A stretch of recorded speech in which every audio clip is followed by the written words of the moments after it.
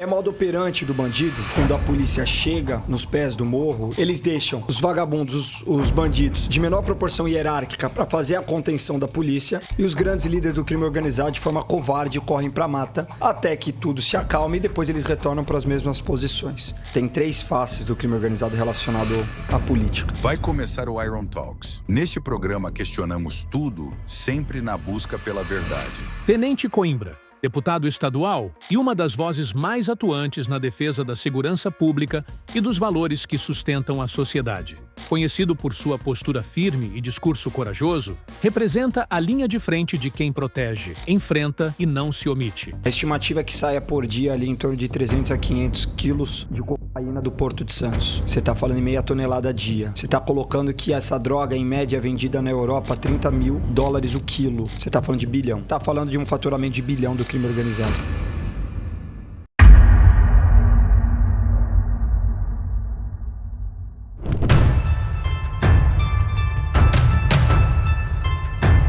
A justiça é fazer o que nos cabe e não o que queremos. Platão. Coimbra, Rio de Janeiro, chacina ou faxina? Uma faxina necessária. E mais que isso, uma operação totalmente legal conduzida pelas forças policiais. Quem escolhe o resultado da ocorrência é sempre o bandido. Se ele se entrega, ele vai preso. E se ele entrar em confronto com as forças policiais, eu espero que quem chore seja a mãe do bandido e não a mãe do policial. Maior operação da história do Rio de Janeiro, talvez a maior operação da história do Brasil em termos de ações policiais. Foi feito o cerco. E a gente pode comparar essa operação muito à operação que teve em 2010. Quando a operação que teve em 2010, que teve a ajuda das Forças Armadas, foi feito o cerco na favela do Alemão, no Morro do Alemão. E os miliantes, os líderes do Comando Vermelho se evadiram para a área de mata. E ficou o questionamento de todo mundo que viu aquelas cenas, daqueles carros, daquelas motos, daqueles vagabundos armados indo para o meio de mato, foi porque não tinha um cerco, porque não tinha alguém para pegar eles, ou porque não tinha uma metralhadora, para liquidar a operação. E dessa vez teve essa preocupação em fazer o cerco policial, obviamente para fazer a contenção deles, obviamente para fazer eles se entregarem. E isso aconteceu durante toda a operação. Foi feito o cerco com o batalhão de choque, foi feito o cerco com o batalhão da Polícia Civil e feito o cerco com os batalhões convencionais. É modo operante do bandido, quando a polícia chega nos pés do morro, e obviamente a condição de terreno favorece isso, demora mais para você subir, que eles deixam os vagabundos, os bandidos, de menor proporção hierárquica para fazer a contenção da polícia, e os grandes líderes do crime organizado de forma covarde correm para a mata até que tudo se acalme e depois eles retornam para as mesmas posições. E foi isso que foi feito. Só que a polícia ela continuou a sua progressão e dentro da área de mata você tinha o BOP da Polícia Militar e você tinha o CORE da Polícia Civil para fazer com que eles se entregassem. Em lugar nenhum do mundo você encontra um confronto de 200 a 300 bandidos armados contra a polícia. 200 a 300 bandidos armados, se você comparar numa proporção militar de guerra, é quase um batalhão inteiro em atividade em guerra. Você pensar um batalhão do exército, é um batalhão de um exército de outro país confrontando. É guerra nua e crua. Não, com fuzil, Com fuzil, todo mundo com arma longa. Com fuzil, com luneta. Você tinha lançamento de bomba, você tinha lançamento de granada, você tinha eles com roupa camuflada, com drone de vigilância. Mas pera um pouquinho, vamos fazer aqui, eu preciso fazer essa pergunta que é muito importante, porque eu ouvi uma especialista hardcore de segurança pública do cabelo colorido dizendo que se jogasse uma pedra no traficante com fuzil, você desarma ele muito rapidamente. Aquela mulher não sabe nem colocar o óculos direito, cara. Como é que ela quer ser especialista em segurança pública? Especialista em segurança pública que nunca trocou um tiro. Especialista de segurança pública que nunca sentiu nem o cheiro da pólvora. É a mesma coisa eu pedir para um cirurgião que nunca teve nenhuma aula prática fazer uma cirurgia de alguma coisa no meu corpo. Ou ir num dentista que nunca abriu a boca de alguém, vai ficar dando teoria, não dá. Mas é bem em perspectiva do canal que ela faz parte, que contata um monte de especialista militante que não sabe de nada, Não sabe nada de coisa nenhuma. Agora é pra tu dar risada, né? Fala a verdade. Porra, dá uma pedra. Joga uma pedra que o fuzil... A bunda dela fica com inveja da boca, de tanta merda que sai. Porque não dá para aquilo ser chamado de especialista de segurança para lugar nenhum. Não dá para dar mídia, palco para uma mulher dessa em lugar nenhum. A parte boa é que ver... É que foi que virou comum nós dar palco para maluco falar? Ver ele sendo desmoralizado dá mais efetividade para ação. Ver a esquerda tentando confrontar uma ação legítima com resultado... Eu só não vou falar que foi uma ação excepcional, porque infelizmente tivemos 4 policiais mortos. Mas você vê a esquerda questionar, você vê o pessoal questionar, você vê esses pseudos especialistas questionarem, isso só valida mais que a operação foi um sucesso e valida mais o nosso combate ao crime organizado. Por que você acha que esse setor político, eles criminalizam tanto o policial ou a ação policial e não os próprios traficantes? Sem paixões. Por que você entende? Qual é a visão deles, Coimbra? Ou a motivação, né? A intencionalidade deles quando defendem os criminosos? Porque não é possível. Socialmente falando, se tu pegar 10 pessoas, 9 pelo menos, se não 10, vamos dizer. Cara, todo mundo quer que esses traficantes vão pra cadeia. Agora, político é esperto. Eles estão conversando com alguém, com alguma base, com um grupo. Será que tem uma parcela tão grande da sociedade que passa a mão na cabeça de bandido? Infelizmente tem. Infelizmente tem. Né? Não só os bandidos, mas principalmente aqueles que a gente brinca que são socialistas de iPhone. Aqueles que são financiadores, muitas das vezes, do crime organizado, de forma direta e indireta, né? Mas cospem regra à torta de direito. Esse discurso ele só é feito porque cola. Esse discurso é feito porque tem financiamento dessa galera. Tanto dessa galera, né, high society que defende bandido, que financia, como dos próprios bandidos, do próprio crime organizado, que infelizmente está cada vez mais dentro da política, que também financia essa porra. Então, assim, eles repercutem esse tipo de discurso, principalmente para trazer uma realidade de nós contra eles, né? Que o rico defende a polícia, que faz a opressão ao pobre. E não é a opressão ao pobre, é a opressão ao bandido. Mas eles tentam categorizar e eles tentam tirar o rótulo de bandido, e aí entra a situação do vitimismo, entra a situação da falta de oportunidade. Que entenda, a falta de oportunidade é uma realidade, mas não é o fator causador. Não é, ele é um fator contribuinte, sim. Inegável que é um fator contribuinte, sim. Mas não é o fator causador. E eles tentam confundir, eles tentam trazer essa bandidolatria para exatamente trazer o discurso de nós contra eles. É um discurso que está sendo utilizado há décadas pelo PT, que ele foi aprimorado principalmente por essa nova leva do PSOL, né? E eles tentam colocar todos no balaio comum. Tentam alegar que esses 120 bandidos mortos, eles primeiro questionaram se eram bandidos. Viram que não davam para questionar. Todos tinham passagem, todos estavam procurados. Aliás, grandes atrocidades que eles cometeram. Bandidos de todos os lugares do país. Não conseguiram essa narrativa. Eles passaram para a narrativa 2. São 120 mães chorando. 120 famílias despedaçadas. Peraí. E as famílias que esses 120 vagabundos despedaçaram? Que não foi uma, foram várias. E as famílias que eles iriam despedaçar, né? Se eles continuassem vivos, porque eles iam continuar matando. Eles iam matar porque alguém utilizou uma roupa diferente, né? Principalmente no Rio de Janeiro. Usou a amarela, usou a vermelha, usou a marca tal, usou a marca Y, fez um símbolo com a mão, escutou a música do outro. Isso é o suficiente para matar no Rio de Janeiro. Quantas vidas esses 120 vagabundos não iam despedaçar? Já tinha tirado antes, inclusive. Exato. Né? Então, assim, eles vivem dessa narrativa. Eles vivem de criar a narrativa do confronto do nós contra eles. Graças a Deus, as pessoas elas estão ficando cada vez mais espertas. Não está sendo um processo rápido, infelizmente, mas as pessoas estão entendendo isso. E essas ações, elas mostram. Quantas pessoas falaram assim, pô, eu não sou tão de direita, mas peraí, eles estão defendendo bandido. Estão defendendo bandido. Notoriamente é bandido. Né? Você viu até em grandes veículos de comunicação que costumam atacar a direita, que costumam atacar a polícia, as imagens de todo o confronto são imagens de guerra. Então, assim, eles estão derrapando nas próprias palavras e pelo menos isso está repercutindo. Agora, beleza. O pessoal eles faz muita crítica da seguinte forma, eu ouvi isso, tá? Por que invadir o morro? Né? O que eles têm lá, ou promovem lá, que realmente é prejudicial para a sociedade? Veja, relativizando. Obviamente é o que eles fazem, relativizam. Mas eles querem dizer o seguinte, o dinheiro não está lá, os grandes não estão lá. Na verdade, o que deveria ser feito é apenas um trabalho de inteligência para localizar aonde está de fato a grana e a diversificação que o crime organizado já alcançou dentro da sociedade, que do tráfico de drogas, ali do morro, é irrisório o valor em relação a toda a lavagem de dinheiro que é promovida pelo próprio crime. Como é que você entende essa crítica, que é meio absurda, tudo bem? Porque você vai fazer o quê? Você vai relegar a comunidade ao Estado paralelo? Né? Óbvio que isso é um absurdo. Mas, em contrapartida, tem uma questão. Por exemplo, você faz essa faxina, como você mesmo colocou, e eu concordo. Mas o que é que fica no lugar na sequência? Será que não é simplesmente trocar um poder por outro logo, logo? Olha, essa crítica ela não está tão errada. Né? Ela não está tão errada.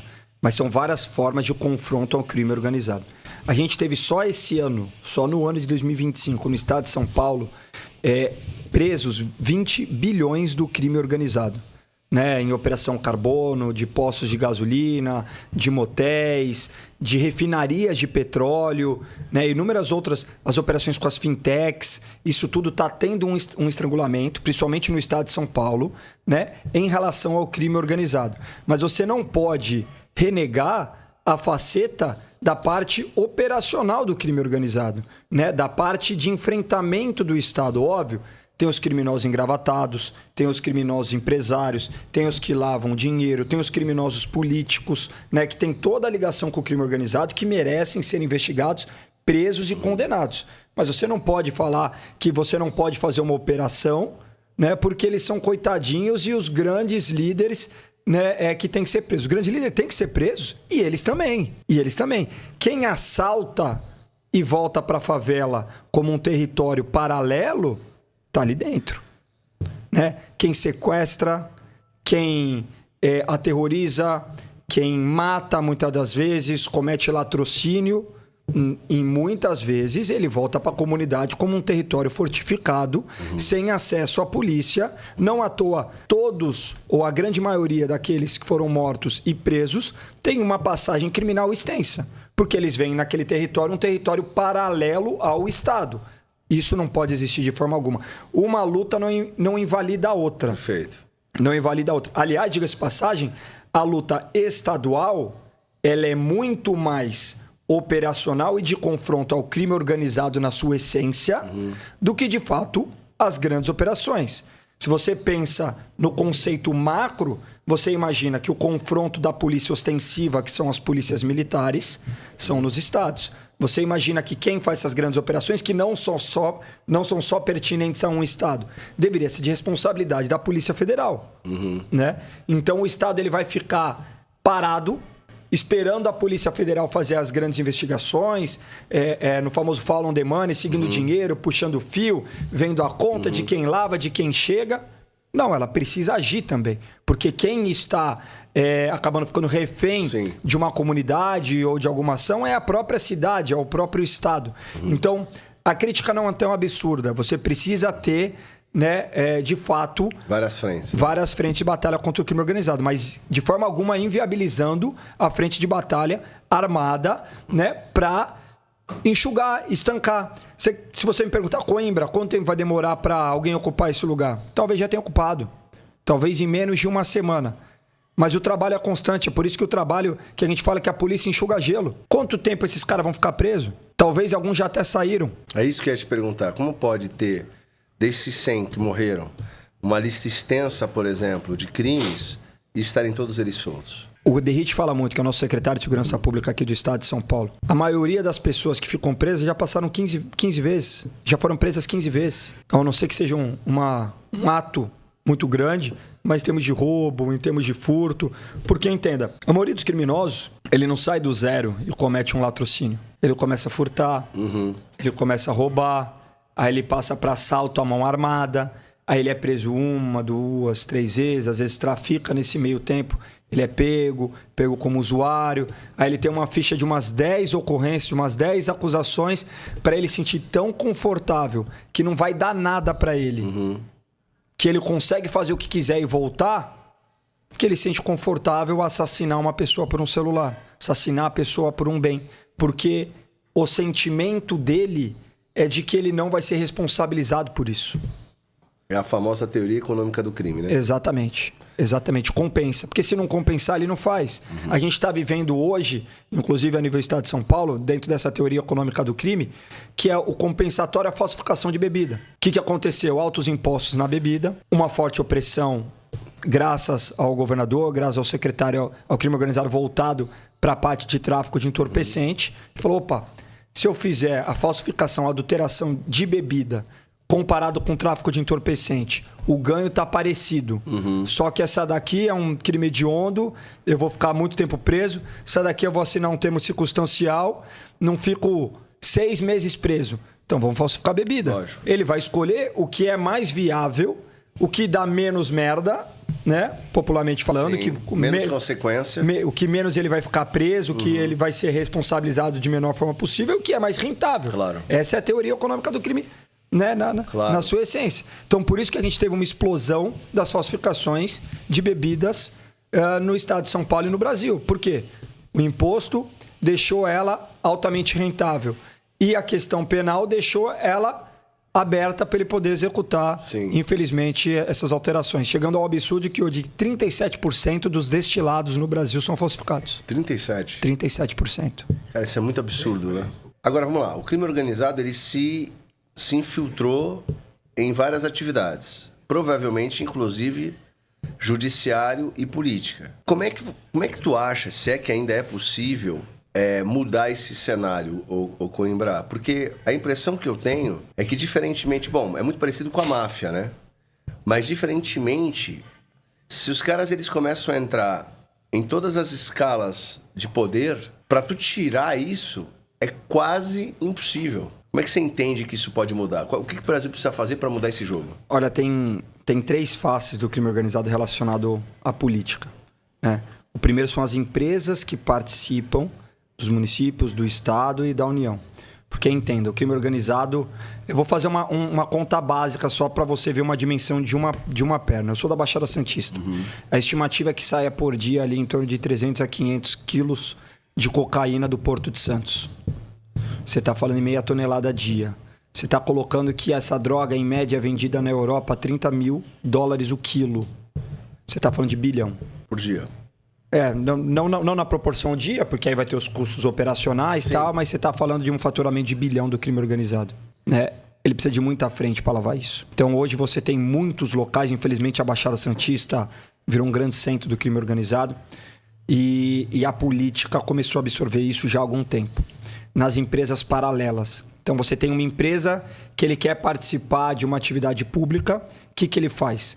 Ele paga o político, ele financia o político, principalmente o candidato a prefeito, né, o executivo, que tem o poder da caneta, com o compromisso de contratar a empresa dele.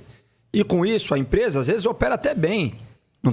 Não é empresa de fachada, não é empresa... É empresa que está fazendo, às vezes, até um bom serviço, mas é relacionado ao crime organizado. Qual é a finalidade dela? Não é aferir lucro, é lavar. Então você tem hoje uma condição de estruturamento de financiamento de campanha de crime organizado, infelizmente, para muitos prefeitos, que com o compromisso de colocarem essas empresas dentro do sistema público, aonde eles conseguem lavar. Essa é uma das facetas. A outra faceta é a participação de próprios criminosos no crime organizado, com 2 vertentes. Uma para ter poder e influenciar decisões, e principalmente a nível deputado para cima, para se blindar via foro privilegiado, né? Porque aí você depende do Supremo para fazer as investigações contra essa pessoa. Vou dar um exemplo. A gente viu o rapper, né, Oruan, que é filho do Marcinho VP, que era o comandante do Comando Vermelho, que ele foi preso por apologia, tinha arma dentro da casa dele e tal, etc. Qual a saída ele viu? E ele já anunciou que ele é pré-candidato a deputado estadual no Rio de Janeiro. Ele vai entrar? Ele vai entrar. Vai entrar. Vai entrar. O que ele vai ganhar com isso? Você acha que ele está preocupado em criar projetos de leis e realidades para a comunidade dele, para o estado do Rio de Janeiro? Ou será que ele está preocupado em se blindar em cima do foro privilegiado? Então, assim, acabar com a blindagem, tirar o foro privilegiado de político. E até porque você tira também das mãos do Supremo de ficar barganhando com político que tem rabo preso ou que não, que às vezes o próprio sistema cria alguma coisa para te deixar com o rabo preso. Então você tira essa possibilidade e começa a tratar na primeira instância. Mas os caras não votaram aquela PEC da blindagem lá? Aquilo virou um Frankenstein. Né? a PEC da blindagem, se fosse essencialmente tirando o foro privilegiado, ninguém questionaria. Mas você tira o foro privilegiado e para começar uma investigação, quem tem que votar é o Congresso, de forma anônima. Aí você se blindou de outra forma. Pior ainda. Exato. Então, assim, o que eu estou defendendo não é a PEC da blindagem. Não, eu sei, mas o pessoal já votou esse troço aí. Qual é que é a esperança, pô? Exato. Cara, eu fico olhando, dizendo, qual é a esperança, irmão?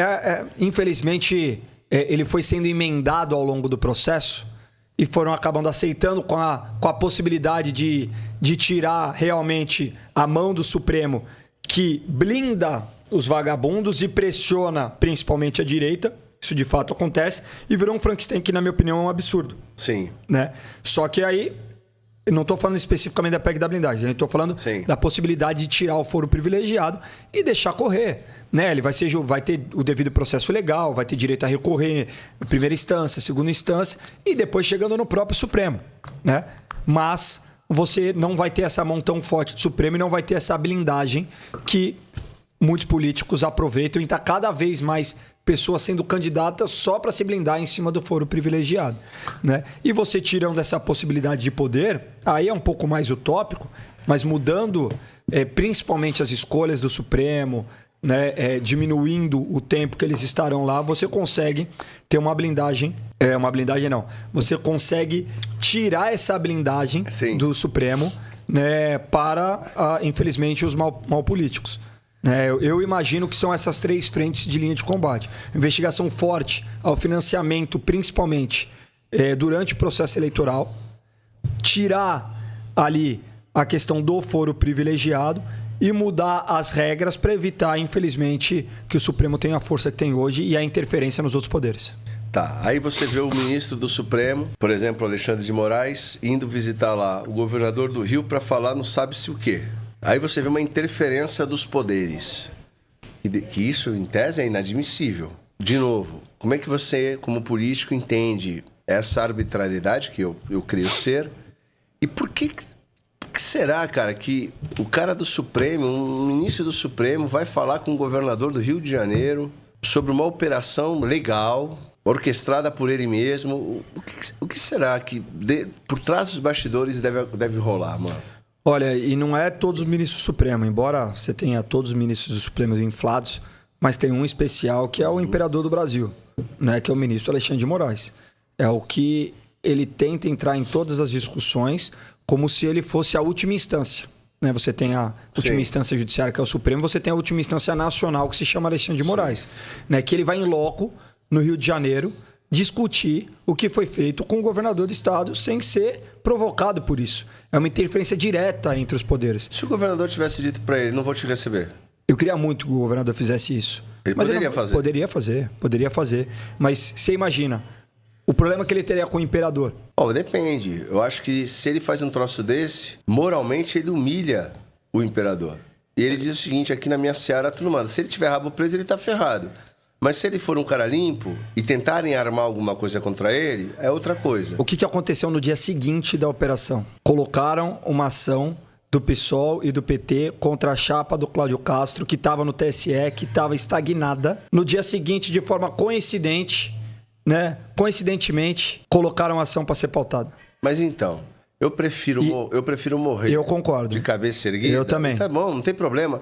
E no dia que eu for sair, porque votaram para eu sair, eu entrego a minha caneta dizendo, olha, eu saio por causa disso, esse Brasil aqui é uma verdadeira piada, o povo deveria se revoltar simples assim. Que, na minha opinião, já vou fazer uma crítica aqui direta, foi o que eu acho que faltou para o próprio ex-presidente Bolsonaro. Quando teve todo aquele lance do processo dos filhos, que ele acabou ali se acovardando por causa dos filhos, ele deveria ter dito o que ele sempre disse, olha, se os meus filhos forem culpados, que vão presos. Dane-se, o problema é deles, cara. Mas eu não vou ceder a nenhum tipo de pressão, seja pelo que for. Eu prefiro entregar de cabeça erguida ao meu cargo do que manter ele até o fim com covardia, entendeu? Então, essa é a minha visão, né? Eu concordo 100%. Eu teria esse mesmo enfrentamento, né? Mas a gente sabe ali que o Cláudio Castro não fará isso, né? Então, vai receber ali... E entenda, eu acho correto ele receber o Lewandowski. O Lewandowski não é mais o ministro do Supremo, é o ministro da Justiça. E faz todo sentido você coordenar com o ministro da Justiça novas ações de inteligência, né, de asfixiar financeiramente o crime organizado, aquilo que nós já conversamos. Sim. Mas um ministro do Supremo Tribunal Federal não tem o que fazer lá. Vale lembrar que o Rio de Janeiro virou o resort do crime por conta da DPF, que foi feita pelo Supremo Tribunal Federal na época da pandemia. Pelo Lewandowski, inclusive. Exatamente. Que obrigava, né, a informar qualquer ação policial que teria com a justificativa do Covid na época. Sim. Isso foi mantido, né? E o que aconteceu? Todo bandido que era procurado no seu estado, o que ele fazia? Ia pro Rio. Fugia para o Rio de Janeiro. Não à toa, dos 120 mortos, 60 eram de outros estados. Não estava tendo um intercâmbio. Não estava tendo uma excursão. Eles estavam se escondendo. Eles estavam aproveitando que o Rio de Janeiro virou um estado paralelo, que tem a sua blindagem territorial, a sua blindagem política e as suas facetas da corrupção em todos os sentidos, para continuar vivendo, sobrevivendo e atuando no crime organizado num local que eles consideravam blindados. Né? Graças a quem? Graças ao Supremo Tribunal Federal. Graças à DPF feita pelo Lewandowski, endossada por todos os ministros do Supremo Tribunal Federal, que contribuíram para o aumento do crime organizado no Rio de Janeiro. E tem a DPF também, que quando o cara vai fazer o governador decide fazer uma campanha, né, de operação como essa, ele tem que informar vários órgãos, não é isso? Bombeiro, vários Ministério órgãos. Público. Ministério Público. Como é que tu faz um trabalho desse de inteligência em segredo, cara? Tendo que informar tantos grupos distintos, meu. Não faz. Até tem mesmo, como, cara. até mesmo porque existem laranjas podres. Sempre laranjas vai ter, podres, sempre. até dentro das próprias corporações. Sim. Vazou, eu não lembro a emissora, inclusive de um dos bandidos que morreram, pegaram o celular dele e viram conversas dele com um policial que estava avisando ali 00:30, que teria operação No dia seguinte. no dia seguinte, que ele ainda não sabia. Então você vê como é a complexidade disso. Você não pode anunciar, às vezes, nem para a tropa qual é a operação. Ela tem que saber no dia, porque ali um avisa o outro, às vezes de maneira inocente ou maldosa. Um avisa a esposa, esposa, hoje eu não vou conseguir, porque hoje eu vou subir a favela da Maré, do Alemão, da Penha. A gente vai fazer uma mega operação. Que ela avisa a amiga, que a amiga tem uma prima que mora lá, e essa prima conhece alguém do crime organizado. Pode ser de maneira até inocente, como também tem o vagabundo que coloca em risco o seu colega de trabalho, porque os caras vão estar preparados, os caras vão atirar contra ele. Tudo pra ganhar merda. Tudo pra ganhar merda. E depois vai ficar chorando no enterro do amigo. Então, assim, você vê a complexidade dessas operações. Se isso vaza dentro da própria instituição, que jeito não vazaria, tendo que avisar 6 instituições diferentes de forma antecipada? Mas era isso que eles queriam. Era óbvio. Certeza, você não precisa ir longe. Vamos falar português, claro. Eles queriam que, com isso, o crime organizado fosse avisado de forma antecipada para as grandes lideranças fugirem. O DOCA fugiu por quê? Porque ele já tinha informação. Ele já saiu, provavelmente saiu na madrugada. Provavelmente é isso que aconteceu. As outras grandes lideranças ficaram e já estava programado. Eles corriam para o mato, no mato eles iriam se esconder, iam ficar meia dúzia de pé de chinelo confrontando a polícia, né? Depois eles voltam e continuaria a vida normal. Só que pela primeira vez na história, o governador Cláudio Castro teve coragem e enfrentou eles na área de mata, obrigando eles a se entregarem. Quem escolheu o resultado foi eles, que confrontaram a polícia. Mas infelizmente a liderança, de forma mais covarde ainda, provavelmente fugiu da localidade, fugiu ali dos complexos. Outra crítica que eu ouvi, que parece também uma grande absurdidade, mas foi dito que barricada não é contra a polícia, né? Que era contra grupos rivais. Não sei se você chegou a ouvir essa lástima, mas eu ouvi. Deve ter sido a especialista do óculos ao contrário, que deve ter. Foi ela que falou? Eu não lembro se foi ela, se foi uma política, um outro político qualquer, mas falou isso. Na barricada não é contra a polícia, não é para impedir a entrada da polícia, é para se proteger das gangues, né? Dos grupos rivais. É esse o objetivo, né? Eles são coitados, né? Tipo, não é para prejudicar ninguém, entendeu?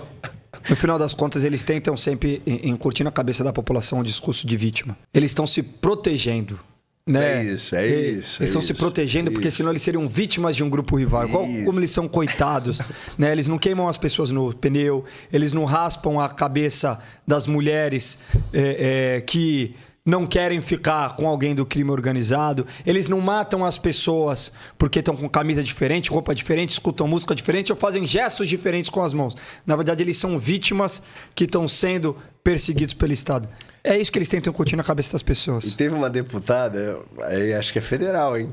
Eu não vou lembrar o nome dela, não quero também nem citar porque esse povo é chato pra caramba, mas falando que os traficantes são verdadeiros empresários e que...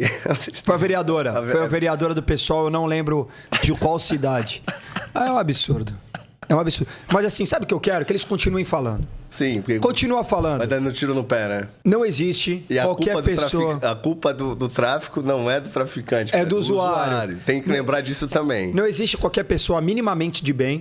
Não teria falando todas as pessoas minimamente de bem, né? Que escuta um negócio desse falando realmente... O traficante é um empresário. É um empresário... Não, e vítima do usuário. Vítima. A gente tem que legalizar para ele... O cliente é muito tóxico. Fazendo uma boa paradinha. Cliente tóxico demais, né? Tóxico. É absurdo. É Antigamente a gente chamava droga de tóxico, você tá ligado? Sim, sim. Nossos velhos falavam tóxico, isso é tóxico. Mas eu quero pedir pro pessoal do PSOL, do PT, pro próprio presidente da República, continua falando. Continua abrindo a boca, que cada vez mais a gente vai separando o joio do trigo. Porque, cara, é isso que eu te falo. Você não acha que a próxima eleição, 2026, a pauta vai ser exatamente essa questão da segurança pública? Eu não tenho a dúvida. E aí eu tenho visto alguns grupos tentando tipificar esses grupos como grupos terroristas. Como é que você vê isso, irmão? Eu entendo. Eu estou tomando sorvetinho. Sorvetinho é fera. Pô, sorvetinho é muito bom, viu? Dá, cara. Como é que fala? Como é que tinha um programa que o cara falava? Só um golinho, né? Como é que lembra desse programa que o cara falava? Como é que era? Pra molhar o biquinho, deixa eu molhar o biquinho. Deixa eu molhar o biquinho. Vou molhar o bico. Deixa eu molhar o bico. Aí continuava o programa, tá ligado? Fala aí, irmão. Não, mas o sorvete até... Esse ainda é proteico, esse é bom pra caramba. Vai lá, mas fala. Mas falando especificamente, eu concordo. Você identificá-los como não terroristas em si, mas como narcoterroristas. Da mesma forma que as Farc são identificadas, né? Você não tem um caráter ideológico por trás, diferente dos grupos terroristas que você vai falar do Hamas, você vai falar do Hezbollah, você vai falar da Al-Qaeda, eles têm um caráter ideológico. Em primeira situação e na segunda um caráter econômico, porque senão eles não sobrevivem. Mas eles perderiam o caráter econômico para manter com o seu ideológico. O crime organizado é diferente. Ele tem um caráter financeiro, tem um caráter ideológico por trás, mas o principal que rege eles é a situação financeira, que é sustentada principalmente pelo tráfico de drogas nacional e muito mais hoje o internacional. Você identificá-los eles como narcoterroristas, você consegue ter uma legislação mais pesada, principalmente internacionalmente. Você consegue ajuda de obter recursos externos para o enfrentamento deles. Você vai ter ajudas, principalmente internacionais, para esse tipo de confronto, como, por exemplo, o próprio Trump está fazendo ali na Venezuela, com tráfico de droga internacional e enfrentando esses narcoterroristas. Então, eu sou favorável que se classifique esses grupos de crime organizado como narcoterroristas, certo. E, obviamente, ter a possibilidade de confrontá-los de maneira mais forte, até porque no Brasil, se até uma senhora com uma Bíblia na mão, que grudou um chiclete, né, numa estátua, era uma terrorista, imagina o cara que está de R15 em cima de um morro com uma roupa camuflada, atirando na polícia e queimando os rivais em cima de um pneu. Quem é mais terrorista? Então tem que classificar assim esse pessoal como narcoterrorista. Aí a lei muda, né? Você consegue prendê-los... É perpétua, né? Que é possível ser feito. Sim, terrorismo sim. Terrorismo sim. Você aumenta a tipificação penal, você... Até pena de morte é possível, se eu não me engano. Não, terrorismo não. Mas tem um tipo de que é possível, não é? Deserção. Deserção. Deserção em tempo de guerra é possível pena de morte. Entendi, né? entendi. É a única pena de morte que mas a perpétua é possível, não é? Não vou confirmar porque não recordo 100% de cabeça. Isso, tá. Mas que a tipificação aumenta a pena, né? Isso não tem a dúvida. O cara não sai da cadeia, vai ficar. Não tem a dúvida, porque é um terrorista. Entendi. Né? A tipificação aumenta, como, inclusive, utilizaram isso como desculpa para aumentar no próprio 8 de janeiro. Né? Então você aumenta a tipificação de quem merece ser apenado, de quem merece estar preso, né? Que são os crimes organizados. A loucura toda. Beleza, esses grupos eles têm que ser tipificados como narcoterroristas, eu concordo com você. Até porque é é escrachado, né, cara? Os caras estão de fuzil, estão matando, estão aterrorizando, de fato, a sociedade. Não tem o que a gente dizer. Só que é engraçado, porque parece, a impressão que dá é que na atual conjuntura do Brasil, é como se tu abrisse alguma margem para essa mesma lei que, em tese, é para acontecer, deve acontecer e ser boa, ser utilizada de maneira também indevida em alguns outros casos, como, por exemplo, essa da Bíblia que você citou, né? Olha, infelizmente, é aquilo que a gente estava falando até antes do programa. O problema do Brasil não é a legislação, mas a aplicação dela. Né? Para mim, seria de maneira muito clara. Para mim, eu não veria qualquer tipo de problema num cenário normal. Claro. O cara que está com fuzil Sim. atirando em pessoa é narcoterrorista. Isso. O outro não. O outro é vândalo, o outro é baderneiro, o outro merece responder sobre uma queda de patrimônio público, mas não sobre terrorismo. Pois é. Só que aí tu abriu a margem... Tu já fica na dúvida se vai ter alguém malicioso para aplicar errado essa lei, né? Existe a possibilidade. Como existe a possibilidade também daquele político que está sendo financiado pelo crime organizado ser responsabilizado por terrorismo também. Também. Pagar junto. Exatamente. Por estar financiando indiretamente o terrorismo. O narcoterrorismo, Ou diretamente, né? mais o terrorismo. Ou diretamente. Né? Então, Por que, assim, esses grupos colocam a gente lá, meu? É igual você falou do Oruan. Né? O Oruan, ele vai ganhar por quê? Porque a base dele tá toda naquela comunidade, pô. E quem você acha que vai financiar a campanha dele? É lógico, pô. Isso é uma coisa indiscutível. Isso aí deixa nas entrelinhas, né? Hipoteticamente, é inevitável que isso seja. E eles vão colocando cada vez mais. Eu vou te explicar uma coisa. Eu vi esse movimento acontecer e eu acho que esse movimento foi quem ensinou o próprio crime organizado nessa questão. As igrejas, quando começaram a ter seus candidatos internos. Veja, é outra motivação, não estou comparando, óbvio, outra motivação. Mas veja, a igreja evangélica, ela sofria muito no Brasil há 20, 30 anos atrás. Era preconceito, perseguição, né? Os líderes eram investigados à torta e à direita. O que eles começaram a fazer? Vamos ter o nosso candidato. Pô, o cara tem uma base gigantesca, 30, 40, 100 mil fiéis, igrejas muito maiores que isso. Aí ele tem o candidato interno. Aí começa a passar para o povo. Cristão vota em cristão. Olha, vamos se blindar. E começou. Você sabe disso? Sei. Então, a base enorme da Igreja Universal, por exemplo, em Brasília. É a maior. A maior de todas. Entre outras, a Assembleia. Vai ter isso aqui, a Assembleia mais dividida. Mas a Universal, que é uma cabeça só, você tem ali vários... Por que eles fizeram? Óbvio, acabou a perseguição. Você pode reparar. E aí eles vão ganhando poder. Então, você tem a Record, que é um baita de um canhão. Então a Globo batia muito. Mas peraí, a partir do momento que eu tenho também o meu canhão, eu vou bater de volta. A partir do momento que eu tenho políticos lá em cima, aí eu tenho poder de voto, irmão. Cuidado aí. E aí, é aquela velha história. Um país tem bomba atômica, o outro também tem, eles não vão brigar entre si, tá ligado? Agora, se um tem bomba atômica, o outro não tem... É a lei do mais forte. A lei do mais forte. A lei da selva. A lei da selva. Então eu acho que as igrejas, elas nesse movimento de se protegerem, de quererem ter mais autonomia e voz, e tá tudo certo, ensinaram de certa maneira o caminho das pedras. A mesma coisa o crime organizado. A partir do momento que eu tenho vários grupos pulverizados, eu não tenho força. Aí veio o PCC, pô. O que o PCC fez aqui em São Paulo? Unificou. A partir do momento que é uma família, os irmãos do PCC e tal, os caras falam, agora, peraí, vamos ter o nosso candidato. Quem tem que votar. Os familiares de vocês vão ter que votar nos nossos. Então os caras começam a colocar a gente pra cima. E aí vai se infiltrando, e aí começa a pagar. Tu é advogado? Tu vai ser nosso juiz agora. Nosso advogado, nosso médico, nosso... Acabou, cara. Aí você entrou. Aí já era. Então, a política, eu creio...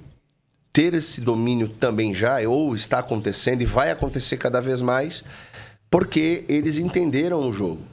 Porque tá lá na comunidade é a coisa mais simplória.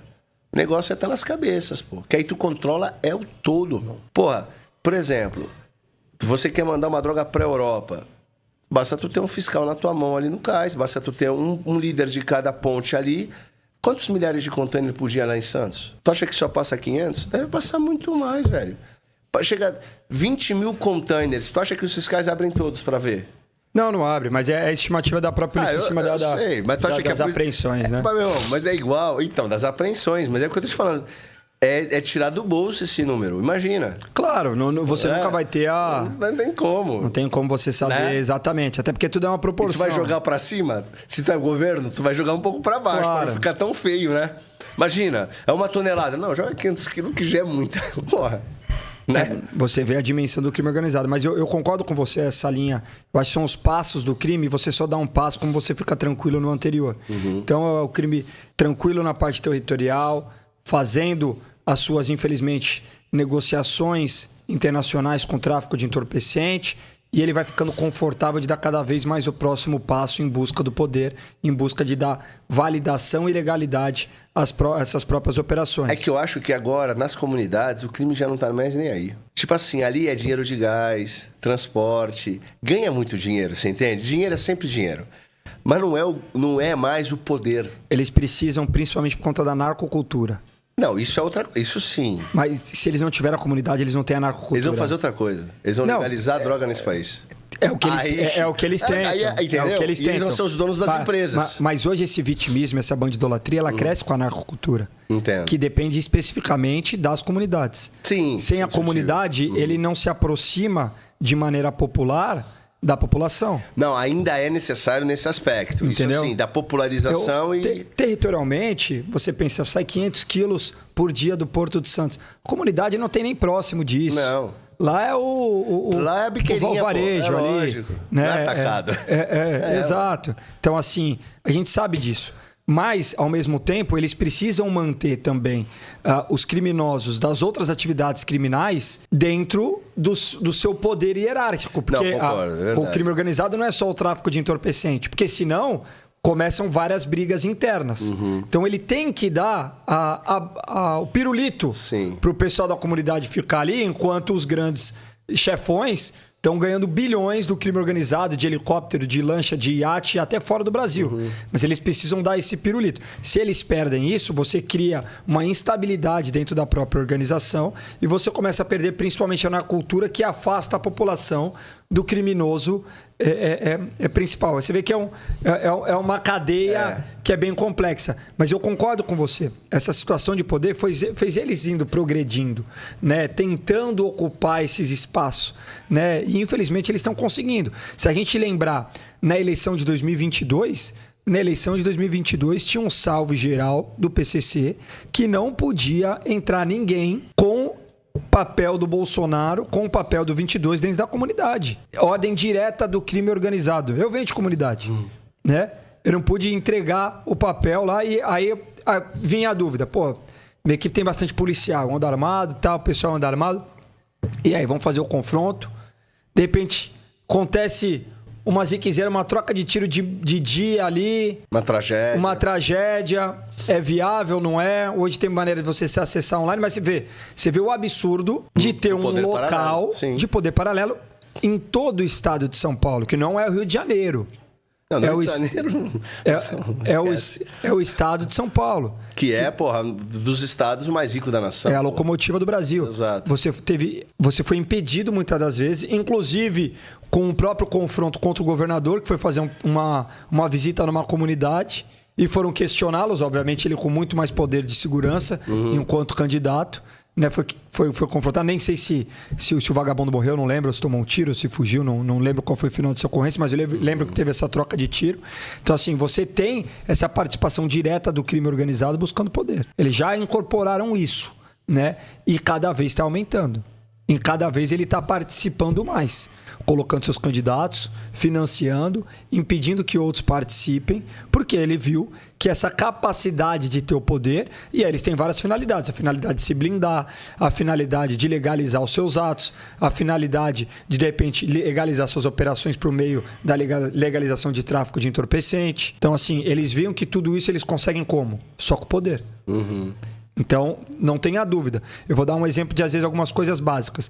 Na época que eu servi em Caçapava, foi identificado que o nosso armeiro, o armeiro do batalhão é aquele que limpa os armamentos, ele tinha relação direta com o crime organizado. E era um dos melhores soldados que nós tínhamos lá. Mas ele era pago por fora desde o início para ele aprender a limpar as armas, porque ele limpava e arrumava as armas do crime organizado. Que loucura. E era um excelente soldado. Mas ele recebia 3 vezes que ele recebia dentro do quartel para limpar as armas do crime organizado. E depois ele saía para ensinar todo mundo lá. Exatamente. E aí é isso, essa infiltração... Quantos criminosos no Rio de Janeiro não são oriundos que passaram, inclusive, dentro do alistamento militar obrigatório? São muitos, muitos. E aí é o que eu te falo, que com o tempo, pode não ser ainda agora, mas com o tempo, o crime fica tão fortalecido no andar de cima que o processo do dinheiro real, né? Ele acontece de maneira mais automatizada, aí já aquela base, daqui a pouco eles, vamos lá pra frente, nem vão precisar tanto mais. Eles não vão ligar, mas ela vai sempre existir. Não, sempre vai existir. assim. É o criminoso baixo, né? Exato, você vai sempre ter, porque o Brasil não é o único país do mundo. É só você também espelhar nos outros países que às vezes tem uma criminalidade mais avançada ou mais recuada que o Brasil. Você pode ter grandes operações, como tem no Brasil, infelizmente, né, internacionais, de lavagem de dinheiro, que a gente está falando de bilhões, né? Mas mesmo assim vai continuar existindo o braço armado do crime organizado, né? Porque ele depende de um contexto onde eles mantêm essa galera no cabresto. Sim, para não ficar uma desordem maluca também, né? Exato, dentro do próprio crime. Então, assim, por mais que, obviamente, hoje a finalidade do crime organizado, você pode ter certeza que não é boca de fumo. Não tá ligando pra boca de fumo. Os caras estão franqueando, pô. Exatamente, isso é pino, isso é merda pra eles. O que eles estão ocupados é bilhões por mês. É porque eu digo exatamente isso. Toda a dor de cabeça, tanto do crime organizado quanto da sociedade, são exatamente esses pontos de droga que envolvem o quê? Confronto. Não é onde está o grosso do dinheiro, mas é onde provoca toda a dor social, né, cara? Toda a aclamação pública. Mas é que no final das contas, a droga ela vai sempre parar numa biqueira. Sim, mas é a pouca parte. Não, né? não, no final ela vai sempre parar numa biqueira. Sim. Ela pode sair 500 quilos, vai terminar numa biqueira internacional. Não, concordo. Ela tá vindo da Bolívia. Sim. Ah, não, mas a Bolívia tem que preocupar só com o tráfico internacional, mas a droga que vem da Bolívia, ela termina aqui. O Brasil não planta maconha. É verdade. O Brasil não fabrica cocaína, ela tá vindo de fora, tá vindo da Bolívia. É verdade. Toda droga no final vai terminar numa biqueira, aqui ou lá. Isso é fato, isso é fato.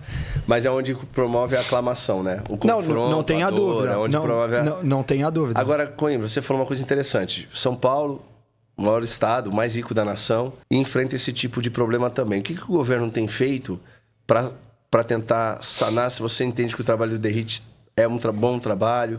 Quais críticas você pode fazer ou não em relação ao governo do estado no combate ao crime organizado? Olha, Felipe, o governo do estado, pela primeira vez, ele teve uma coragem que nenhum governador teve, né? Inclusive de colocar primeiramente um secretário de segurança que entendesse de segurança pública, né? Respeitosamente a quem já passou pelo cargo, pela posição, que teve alguns bons secretários, mas nenhum igual o secretário DERIT. A gente já teve general de exército, que infelizmente não sabia o que estava fazendo lá.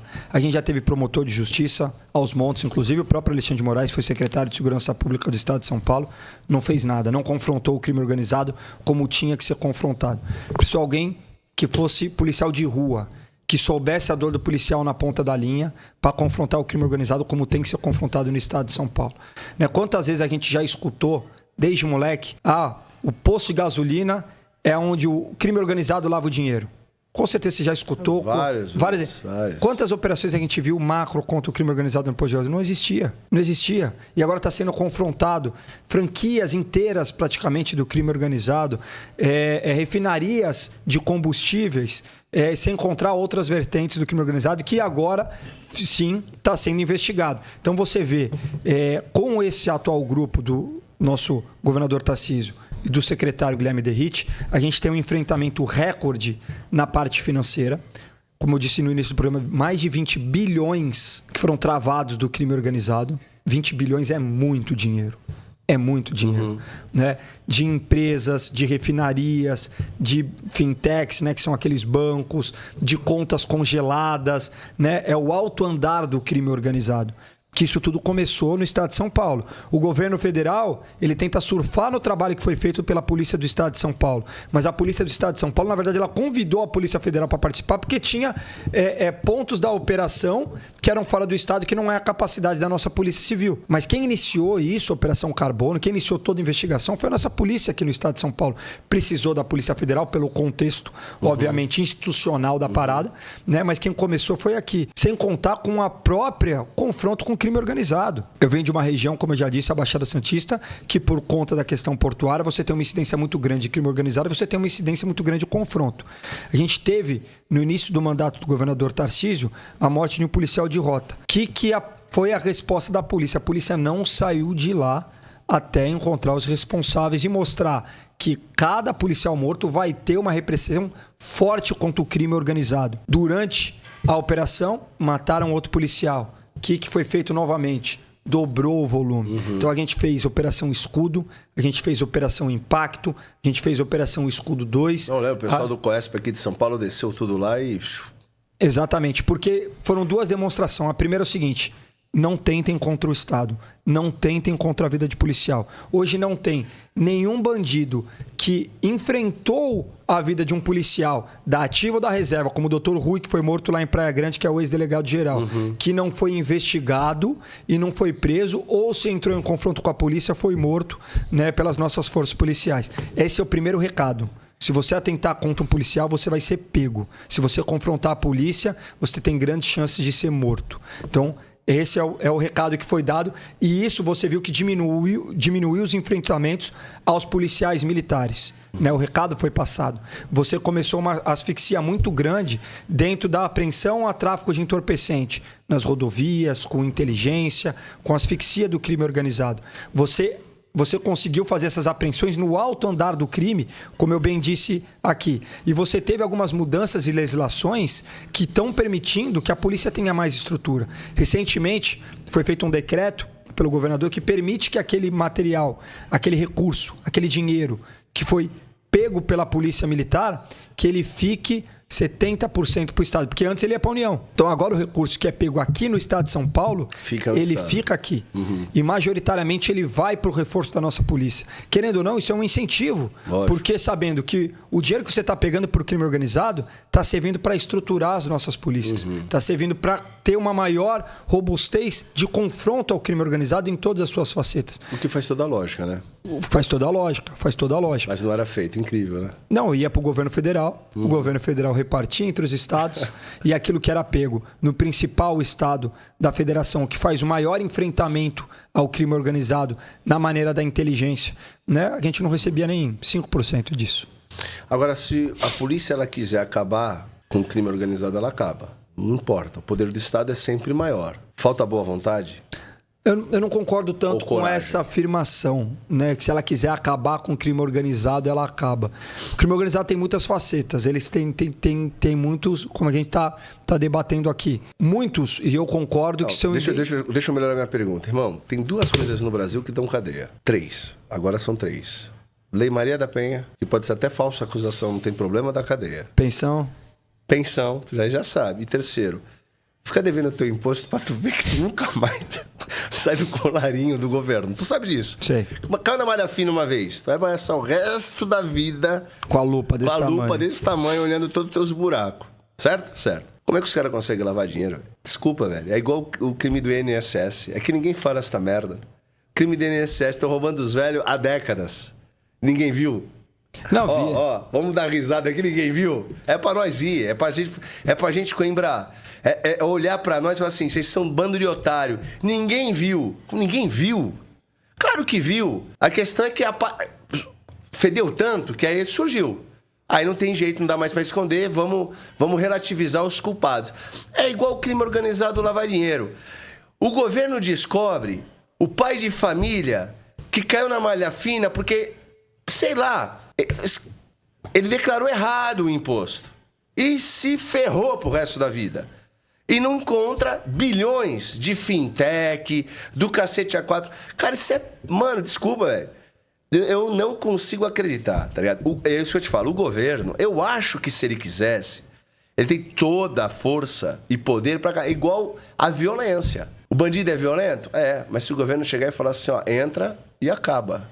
Aí eu concordo com essa afirmação, mas é diferenciado. É que você tinha falado polícia... Não, tu me entendeu. Não, agora eu entendi. Entendeu? Não, eu achei que você estava falando uma questão mais de repressão. Até porque isso, a investigação... Não, até porque o policial não é para matar ninguém. O policial é para prender, investigar, etc. A investigação que envolveria Ministério Público, obviamente os braços da... Eu tô falando de um governo cansado tipo Bukele, meu irmão. Cansou, vamos acabar com essa merda. Eu não tenho dúvida que resolveria. Não acho que é fácil a investigação, porque hoje o crime ele é muito sofisticado, né? Principalmente dentro da lavagem de dinheiro. Existem lavagens de dinheiros mais simples, existem lavagens de dinheiros que são realmente mais elaboradas. Por exemplo, antigamente, que era uma alta incidência de lavagem de dinheiro do crime organizado, que eram as companhias de transportes. Né? Ele detinha o transporte aqui na capital de São Paulo. Por quê? Porque todo mundo pagava o transporte como? Com dinheiro. Exato. Hoje é mais difícil. Sim. Porque todo mundo tem o cartão transporte. Ou se não, alguma outra forma. Então ali... A melhor maneira de lavar dinheiro... Desculpa, deixa eu te cortar. Podem falar o que quiser. Eu sou cristão. Tá? Fui missionário muitos anos da minha vida. Mas vamos ser sinceros. É igreja, bicho. O melhor jeito, maneira fácil de melhor jeito de lavar dinheiro é onde tem dinheiro vivo. Dinheiro vivo, velho. Dinheiro Oferta, vivo. ninguém sabe quem deu. Caiu no gasofilaço ali, bota pra dentro, já era, meu velho. Mas eu vou te falar, até as próprias igrejas, hoje em dia que... Tem muito Pix hoje, tem cartão. E até isso, porque... É lógico. Tá mudando. Tá. Tá mudando. E eles também estão mudando. Eu vi recentemente que tinha uma grande incidência de crime organizado naquelas maquininhas de pegar bichinho. É outro mistério que apareceu agora. No shopping tem umas 20 em cada shopping. É isso. Então, assim, louco, não vou né? falar que são essas específicas do shopping, porque não quero tomar um processo. Lógico. Mas assim... Porra, mas o cara abre uma conta, meu irmão, no nome de um laranja, deixa cair o dinheiro, tira, encerra a empresa, abre outra e vai embora, porra. A investigação é muito lenta. Até achar, isso aí já girou umas 10 vezes. Lógico. E a gente tá correndo atrás do próprio rabo dentro da primeira para descobrir aonde foi. Exatamente. Né? E tudo que incide em alto poder de dinheiro vivo, você vai ter incidência do crime organizado. É indiscutível e inevitável. Agora, eles estão mudando, porque agora não precisa mais dinheiro vivo. Agora eles têm as criptos. Exatamente, Bitcoin, pô. Com um pendrivezinho, ele sai com 1 bilhão. Lógico. Daqui no bolso, pega o avião. Não precisa de pendrive, basta estar na cabeça as 20 códigos, já era, velho. Então, ele vai chegar lá do outro lado e já era. É só decorar, bicho. E já era. Lógico, velho. E já era. Então, assim... Pega o dinheiro lá do outro lado. Você tem novas realidades que você vai ter que fazer um enfrentamento. As bets. Quantas bets hoje não são do crime organizado? Que estão loucas para pagar um imposto, que estão loucas para se regularizar. Quantas bets não são do crime organizado? O cara falar que entrou XYZ, coloca 10 mil CPFs. Não tem como provar. Então, assim, o crime organizado, ele vai, infelizmente, vai estar sempre um passo à frente. Certo. Né? Porque ele vai criando nova realidade. E aí, a polícia, a investigação, o Ministério Público vai atrás. Né? É impossível você prever. Não, eu entendo o que você tá falando. Você... Sempre vai ter um mecanismo de fuga, né? Mas que, de fato, existiu durante muito tempo e ainda existe, né? Uma má vontade, digamos assim. Absurda, né? Uma má vontade para não falar uma cumplicidade. Sim. Né? Uma má vontade com essa investigação aqui no organizado. Isso você pode ter certeza. Porque, assim, são máximas que a gente escuta desde moleque. Porra, meu. O crime organizado tá no transporte. Pô. Quantos foram presos? Crime organizado tá no... Máfia de guincho, máfia de tudo que a gente ouve, pô. Pátio. Gasolina. Pátio, meu irmão. Pátio, desculpa, pátio é uma excrescência. Exato. E as novas realidades são as empresas públicas agora. Então, assim, existe uma má vontade, sim, para não falar novamente, uma conivência, né, uma cumplicidade até, talvez. Sim. Mas também não é algo tão simples assim de acabar. Perfeito. Agora, vamos lá. Para a gente ir encaminhando aí. Próximas eleições, creio que são as mais importantes, né, do Brasil. Qual é a expectativa do Coimbra em relação às próximas eleições? Bolsonaro provavelmente fora do game, não tem como reverter. Qual é a estratégia provável que o PL vai tomar? E, de novo, onde o brasileiro tem que estar olhando para que a gente ainda tenha um pingo de esperança, de mudança, porque eu acho que a eleição de 2026 são as mais importantes. Vamos lá. Então, primeiro, Bolsonaro fora do jogo. Primeiro, um absurdo, né? Eu gosto de deixar claro, porque falasse que ele está inelegível por conta da acusação dele de golpe dia 8 de janeiro. Não. Ele está inelegível porque ele fez uma reunião com embaixadores. É um absurdo por si só, jurídico, enfim, todas as instâncias fizeram isso. Só prova que fazem o que quer com a gente. Né? Exato, só mostra que o sistema está totalmente aparelhado. Existe uma pequena chance, agora com a mudança do Fux de turma, porque o Bolsonaro recorrendo vai ser julgado pela segunda turma, onde ele vai ter o Cássio, o André e agora o Fux, né? 3 de 6, né? Onde pode-se ter a maioria e pode tentar se recorrer por essa turma. Uma chance muito pequena. Existe uma grande discussão jurídica se isso poderia, se isso não poderia. Acho que não tem tempo hábil, né? Concordo que não. A gente tem que passar o ano com pelo menos um nome já, que seria plano A, plano B, enfim, né? Para ser anunciado. Hoje o nome mais preparado, que unifica forças, que está fazendo um excelente trabalho, se chama Tarcísio de Freitas, que é o nosso governador. Ele quer dar continuidade ao trabalho que ele iniciou, porque grande parte do trabalho que o Tarcísio fez no estado de São Paulo é um trabalho que vai ser entregue daqui a 3, 4 anos. Trem Intercidade, VLT, Túnel Santos Guarujá, obras estruturantes que ele quer entregar. Perfeito, tá certo, hein?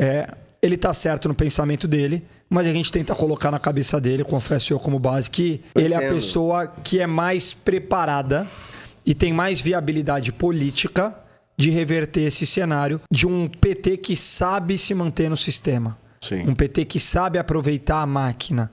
Um PT que gasta bilhões na campanha eleitoral. Que sabe fazer, comprar a grande mídia, que sabe plantar informação, que sabe vender discurso, que sabe vender sentimento. E isso é inegável. Eles crescem na campanha, né? E você vê essa crescente recente do Lula é algo que preocupa, porque tem que ter um entendimento que eles crescem na campanha porque eles têm a máquina. E eles sabem utilizar essa máquina. O Tarcísio não topando, a gente vai para uma realidade que é uma grande incógnita. Quem seria esse candidato?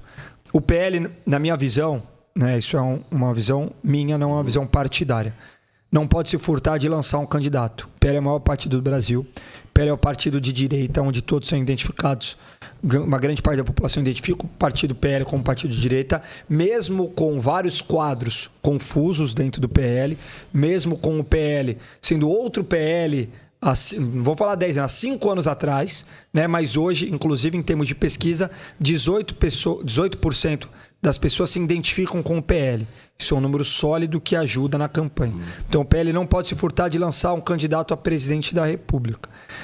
Qual seria ele? Não sei. De repente a viabilidade de um Eduardo, se conseguir retornar, uma Michele com uma menor rejeição, um próprio Flávio com uma maior experiência ou algum outro nome fora da família, né? Alguém que... um ex-governador ou alguém com punch para ter esse nome. Você tem grandes quadros em outros partidos também, né? Você tem um Zema no Novo, você tem um Ratinho, que é um excelente quadro, com uma menor rejeição, né, no Paraná, que é do PSD, você tem o Caiado, que vem de União, e eu entendo, volto a falar, não partido, né, como uma estratégia interessante, caso não seja o Tarcísio, que o Tarcísio aglutina todo mundo, lançar todos os candidatos. Por quê? Porque você vai ter uma presença maior em debate, você vai ter uma presença maior em televisão, que isso não impacta como impactava antigamente, mas ainda impacta, né? Você vai ter um controle de narrativa e de expor, né, o desgoverno que está acontecendo no governo federal. E, obviamente, alguém mais qualificado ou mais votado vai passar para o segundo turno. Provavelmente esse nome seria do PL, pela Força PL, pela Força 22. E no segundo turno, a unificação contra o Lula. A eleição de 26 é uma das mais importantes, não só pelo cenário presidente, mas pelo cenário de Senado. A maior parte dos problemas do Brasil não está na presidência, está no Senado. Sim. O Senado é o que faz o fiel da balança, o Senado é o que confronta o Supremo, o Senado é a validação do próprio Congresso. Do próprio Congresso. Vota, né, lá para depois ser validado ali, né? Exatamente. A gente teve 17 senadores eleitos pela direita em 2022, né? Hoje a nossa base ela é fraca, hoje a nossa base não chega a 30, né? Você precisa, e a nossa expectativa é que a gente consiga eleger mais 30 senadores. Se a gente repetisse a votação os 17, por dos exemplo. 17, seriam 34. Porque eles se mantêm lá, né? Os 17 já vão se manter. São da eleição passada, são 8 anos. Mas estou falando, se nós fizéssemos na mesma força, vou dar um exemplo, se o Marcos Pontes, que foi eleito o senador aqui na capital, se ele tivesse alguém da mesma linha dele, do PL, algum outro partido, mas na mesma condição de posicionamento dele, a gente teria eleito os dois aqui em São Paulo. Entendi. Né? Então, se a eleição fosse em 2022, fosse de 2 senadores, a gente não teria eleito 17, nós teríamos eleito 34. Claro. Só que agora a eleição são de 2 senadores. Eu acredito que a gente consegue eleger uns 30 senadores. Entendi. Se vocês conseguirem 30 com 17 que tem, já fica em 47, com mais 13 que vocês têm lá, já pula para quase 60 de base. Exatamente. Aí vocês mudaram totalmente o Senado. Mudou totalmente o cenário. Você tem uma maioria a maioria de 2/3, você consegue, ou próximo disso, você consegue pressionar sobre impeachments de ministros do Supremo. Primeiro você coloca um presidente do Senado decente. Exatamente. Não, esse é o primeiro ponto. Primeiro ponto. Né? Dali para frente você vai fazer isso em dia 1º de fevereiro. Né? E ali depois você começa a ter uma base de governabilidade muito forte. Né? Obviamente, o Supremo está olhando isso. Ele vai tentar caçar, vai tentar inviabilizar, vai tentar prejudicar os melhores candidatos ao Senado que nós tivemos. Mas isso, de maneira estratégica, isso está acontecendo desde 2022. Levantando pessoas, levantando os nomes, mudando pessoas até de estado, se necessário for, para ter maior viabilidade e posicionamento para a gente ter um Senado forte em 26. Vai dar certo? Eu espero que sim. Né? O cenário é propício para isso acontecer. Né? As combinações, as articulações partidárias é propício para isso acontecer. Né? E eu acho que ali está a grande mudança do Brasil. Se a pauta, para a gente finalizar, se a pauta vai ser segurança pública, desses nomes que você falou, o Tarcísio, até por causa do próprio Derrite, ele teria mais força que os demais. Se a pauta fosse apenas gestão, aí você tem o Ratinho Júnior, que eu acho que é fera, o próprio Zema, e o Tarcísio também teria essa força. Não, Caiado, mas é um estado muito menor e tal. Eu acho que o Ratinho Júnior, de todos esses demais, é o que teria mais força entre eles, pela parte da comunicação do pai, e daí por diante, e ser excelente gestor. Agora, eu acho que as eleições vão ser pautadas pela segurança pública, irmão. Ou, de novo, pela polarização, caso a Michelle venha. Eu acho que vai ter a polarização de forma inevitável, porque a rejeição do PT é muito alta. Né? Você unificar isso numa persona que faça essa polarização, caso a Michelle seja candidato. Mas é a única que faz, você reparou? É uma estratégia interessante. O Tarcísio não faz essa polarização. Ele faz muito leve, entendeu? Mas aí campanha... Ele vai fazer. Campanha. Eu digo assim, ó, o Ratinho faz essa polarização? Não faz. Faz e não faz, entendeu? Mas aí é campanha. Pode não ser a essência dele. Mas é que a Michelle vem fazendo isso. Ele vai ter que aumentar o termômetro. Exato. Ele vai ter O Tarcísio ele é muito... racional. Não é emocional. Né? Mas eleição é emocional. Gestão é racional. Perfeito. Eleição é emocional. A campanha é Mas emocional. eles não são... Enfim, ele tem uma estrutura muito grande. Não é bobo também, né? Eles vão aumentar o termômetro, inevitável. A gente vai ter essa polarização. Meu cenário ideal ali talvez fosse um Tarcísio e Ratinho. Seria maravilhoso. Brasil, porra. Seria maravilhoso. Né? Ou o Tarcísio com Michelle. Pode ser também. Agora, eu... Ou uma própria Michelle Ratinho. Michelle Ratinho, ou Tarcísio e Ratinho, ou Tarcísio e Michelle, enfim. Tem três ali para sair dois. Eu acho que o Ratinho, cara, como gestor, ele é diferenciado, não tem rabo preso com ninguém. É tipo o Tarcísio. Só que o Tarcísio, ele ainda carrega um histórico já de ter participado de outros governos. O Ratinho não, pô. O Ratinho é esse cara... É igual o Zema. Só que ele é mais vivo que o Zema. O Zema é muito pra dentro, tá? Ele é muito mineiro. É cabuloso, é muito mineiro. O Ratinho já é mais extrovertido, é mais comunicativo e eu acho que faz um excelente trabalho. Agora, ele com a Michelle, porra, aí era um tapa na cara da esquerda que ia ser um esculacho. Eu torço para que dentro dessa trinca saiam os dois candidatos. E sabe por que eu acho que o Tarcísio não deveria ir? Apesar de eu poder estar falando bobagem, porque aí em 2030 é ele. E ele por mais 8, porque aí ele fica. Então você tem essa... Mas se for ele agora, em 2030 pode ser o 2034, na verdade. Poderia ser o Ratinho, poderia ser aí o outro. Aí o Nicolas vem. 34 o Nicolas ainda não pode? Acho pode, 34 pode. 34 pode. Não pode 26, não pode em 30 e pode 34. Não, ele vai vir em 34. Ele não pode nem ser senador, né, cara? 10 anos acontece muita coisa. 9, né? Não, mas tem que mudar agora. Não, sim. Tá ligado? Se não mudar em 26, meu velho. A gente pensar em 34, acontece muita coisa. Muita coisa. Pode surgir uma nova liderança. O 36 Atlas pode chegar aqui, a gente não sabe o que vai acontecer. Nem brinca. Aí acabou a América do Sul. Do jeito que tá o negócio, vai aparecer alguma coisa aí. Dá uma curva e vão falar que foi o Bolsonaro que atraiu ele. Pô, Coimbra, bom papo, cara. Muito legal. Muito obrigado pela tua presença. Tu é um cara cabuloso, muito inteligente. A nossa primeira conversa já tinha sido muito boa. Essa foi ainda melhor. Te agradeço. Portas abertas. Obrigado, irmão. As eleições estão vizinhando aí. E a gente precisa de bons quadros, de boas vozes. Esse estúdio está aberto para te receber sempre que você precisar, beleza? Eu que agradeço, parabenizo pelo trabalho. Né? Acompanho não só no meu, a gente acompanha também as outras entrevistas que são feitas aqui. Você sempre posicionando, dando espaço e liberdade para quem está sendo entrevistado de também falar a sua opinião, explicar a sua linha de pensamento. Então, parabéns pelo seu trabalho. Para quem está nos assistindo e quiser conhecer um pouco mais do nosso trabalho, só jogar Tenente Coimbra nas redes sociais. Em todas as redes sociais ali a gente vai estar lá explicando um pouco dos nossos posicionamentos, dos nossos projetos, estando aberto para diálogo, estando aberto inclusive para as críticas. Né? Eu vou ter o maior prazer em escutar a crítica, de conversar, de rebater, explicar a minha posição. Mas obrigado pela oportunidade. Obrigado. Né? E aqui é legal que a gente fica olhando e fica pensando, pô, ainda não treinei hoje, né? Né? Aí já tem que chegar em casa e ficar com aquela dor na consciência, né? Mas tá tudo bem. O sorvete hoje foi de proteína. Menos peso na consciência. Menos peso na consciência. Graças a Deus. Obrigado, Coimbra. Eu vou finalizar. Mas, cara, de novo, portas abertas. Obrigado. Nós precisamos de vozes. O problema é a omissão dos bons.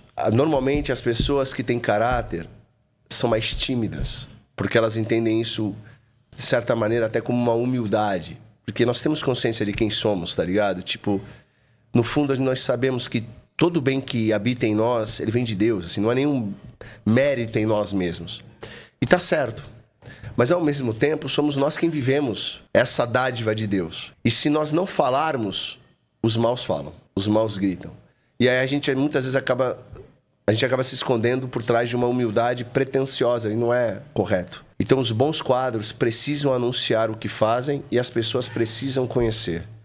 Por isso, de novo, eu ratifico. As portas abertas, sempre que você quiser, amigos seus que você conheça, bons políticos, bons quadros, sejam vereadores, sejam, enfim, deputados federais, você tem liberdade total para falar, Felipe, tem um cara bom aí, abre a porta lá para ele falar, porta aberta, assim como para você. Bom? Obrigado, irmão. Obrigado pela oportunidade. Deus abençoe. E você que nos acompanhou até aqui, por favor, se inscreva no canal, ative as notificações, curta, compartilhe, deixa um comentário carinhoso pra mim. Se é pra brigar com alguém, é com Coimbra, bolsonarista, tá ligado? Mas é isso. Mas olha, abra a cabeça, abra seu coração e deixa de ser burro, porque não dá mais pra nós entregarmos o nosso país, a nossa liderança, pra pessoas que passam a mão na cabeça de bandido, de traficante, de marginal. Chega. Esse é o limite. Se você quer saber quem é um bom ou um mau político, cara, não precisa nem ir a fundo na vida daquela pessoa. Basta saber, ele defende bandido? Defende. Esquece esse cara e vota em quem pelo menos tem a decência de levantar a voz contra criminosos. É isso. Deus abençoe. Até o próximo programa. Valeu, pessoal. Valeu. Você já conhece a Brain Juice? Essa empresa que eu tenho um enorme carinho foi a nossa primeira patrocinadora do canal. E eles inovaram desde sempre com os famosos cogumelos, extrato concentrado de cogumelo, um super alimento, os melhores do mundo para imunidade com reishi, cordíceps, foco e cognição, e o Lion's Money, o mais famoso para a memória, o mais utilizado no mundo para a memória. Agora eles inovam novamente e entregam com mais de 15 ingredientes, um detox natural sabor abacaxi com hortelã, uma delícia, e um termogênico excelente para a saúde cardíaca, com ingredientes naturais como beterraba, chá verde, cúrcuma, hibisco. Excelente produto. Eu confio na Brain Juice. Entre no site deles, digite lá o cupom IRON10, ganhe seu desconto e tenha suplementação de verdade. Conheça as bebidas da Chili Beans, Chili Drinks. Isso aqui é incrível. Eles resolveram inovar e entregar bebidas funcionais únicas, com excelência para cada um de nós. Veja que incrível que eles estão fazendo. Por exemplo, essa aqui é o Mais Relax. Cara, você toma isso antes de dormir. Tem melatonina, triptofano. O Mais Beleza, por exemplo. As mulheres se beneficiam com muitas vitaminas, inclusive ácido hialurônico. Nós temos aqui colágeno, bom para cabelo e unha. Cara, nós temos o Mais Salvação, Mais Defesa, o energético, todos sem açúcar. E a incrível linha alcoólica, com aquelas bebidas famosas, consagradas, sim, mas com a praticidade de estarem numa lata prática, extremamente funcional. Para o seu rolê ou treino, dia a dia, não importa. Beba as bebidas da Chili Beans. Eu preciso compartilhar algo pessoal com vocês. A Mata agora é parceira do Iron Talks. E esse café realmente mudou a minha rotina. Ele me dá energia de forma suave e duradoura, sem aquele sobe e desce do café comum. Ele é rico em fibras, ajuda na saciedade, não quebra o jejum e apoia na saúde intestinal, porque contém prebióticos e antioxidantes. Além disso, ele é limpo. A mata se preocupa com a sua saúde. Não tem adoçante químico, não tem espessante, nada que cause desconforto. Sério, foi um divisor de águas para mim. Com ele eu consigo treinar, gravar, trabalhar focado até o final do meu dia. Experimente também no site da Mata, use o cupom IronTalks, tenha seu desconto, compre um produto excelente para a sua saúde e performance. Conheça a Mata.